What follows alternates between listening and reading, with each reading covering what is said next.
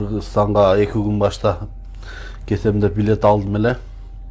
Domodedovo aeroporttan uçmakmın ertemenden 10-15'te. Barıp bagajımı tapşırıp takpaложuna öttüm. En akırına varıp pasportni kontrolga, pogranichniklerге barganda pogranichniktер ошол жерден мени өткөргөн жок. Паспортумду алып келип ичкери текшерип кайра чыгышты дагы.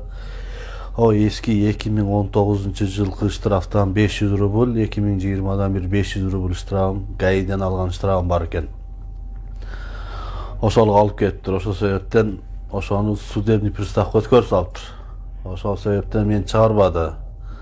Анан пограничниктерге айттым, мен мурда келип кетип жүрчү элем. Неге мындай десем, азыр 2022 биринен баштап закон өзгөрдү деди. Закон өзгөрдү. Азыр мурдагыда мен айттым, мен срочно кетишим керек. Кала депорт кылгыла дедим. Кала Чорнуспеге тыккыла дедим. Чаргыла десем, жок, азыр анда закон өзгөрдү. Депорт жоголду деди. Депорт кылбайбыз деди. Чорнуспеге да жүрбөйбүз деди. Кыргызстандагы карызы барлар кире берет деди бул жака. Киргенден кийин судебный приставга өткөндөн кийин чыга албайт деди. Анан мен ошо 1000 сомду төлөп чыгып кете берейин десем, жок деди, ал соттун чечими деди, 1 айдан 3 айга чейин чыгат деди. Ошонун ичинде баары чыга албайсың деди. Штрафты төлөгөндөн кийин 1 айдан 3 айга чейин эме чыгат экен. Судебный приставдан чыгат экенсиң, анан кийин чыгат экенсиң Кыргызстандан. Ошо себептен кетпей калып калдым. Анан кийин кайра келип жумушка орноштум, ушу 20-паркка эле кайра кирдим, өзүм иштеген жериме. Берге кирсем, отдел кадрдагылардагы программалар өзгөрүптүр. Кыргызстанда мына 2022 жаңы келгендерге мурдагыдай эле регистрация менен ишке албай калыптыр. Жанагы 3 айлык медосмотрдан өтүп келиш керек экен.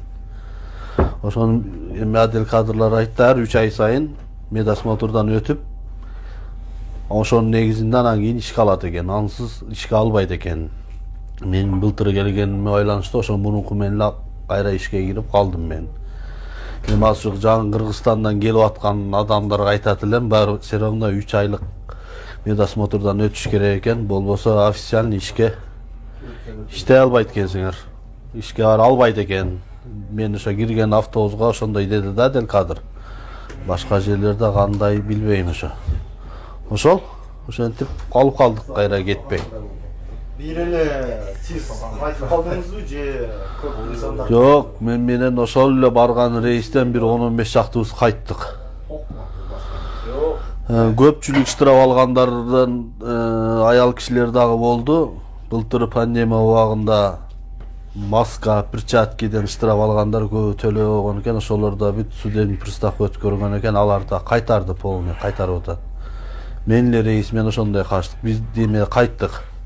Анан башка Өзбекстан, Тажикстан граждандары деле 5-6-дан 7-8-ден кайтып атышты. Кайра кайтарып атты бүт штраф барларды, ошентип судебный приставга өткөндөрдү. Ошо так что Москвадан Кыргызстанга кетем дегендер штрафыңарды бир сыйра текшертип, Кайсы жерден текшертет ошол штрафтар? Буну баягы ФСПП деген сайт бар экен. Ошо пограничниктер айтты, ошо сайтты көргөзүп берди мага лично өзүмө. Мына сайтка кирип өзүң данныйың жаз деди, жаздым, чыкты ошол жерде судебный пристав деп чыгат экенсиң. Ошо ФСПП деген сайтка кирип өзүңөр данныйыңар туура жазсаңар, ошол жерден эле чыгат экен. Судебный приставда барсыңбы, жоксуңбу.